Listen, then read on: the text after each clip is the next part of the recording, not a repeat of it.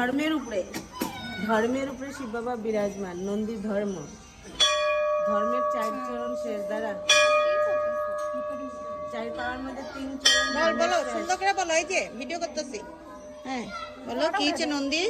নন্দী হলো শিব বাবার বাহন। তো আমরা সচরাচর দেখে থাকি নন্দী, কিন্তু উনি হলো গিয়ে ধরতি মাতার স্বরূপ হলো গিয়ে গোমাতার ছেলে হলো গিয়ে নন্দীর উপরে বিরাজমান করেন আমাদের ভোলানাথ। তো আর এদিকে নন্দী হলো ধর্ম, ভোলানাথ ধর্মের উপরে বসে আছেন। ধর্মের 3 চরণ শেষ, দয়া, মায়া, মুক্তি। আর একটা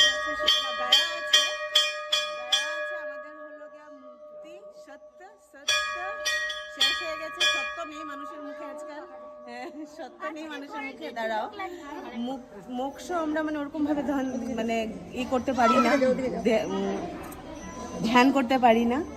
আর আমাদের একমাত্র একটা চরণই বেঁচে আছে, যার জন্য নন্দীর একটা পাওই বাইর হওয়া আছে, সেটা আপনারা দেখতেও পারবেন। এই দেখেন, একটা পা ওনার বের হওয়া, 3টা পা ওনার বটা। তো ধর্মের 3টা চরণ শেষ, এক চরণই আছে, সেটা হলো দয়াটা একটু এখন মানুষের মনের মধ্যে একটু হলেও আছে।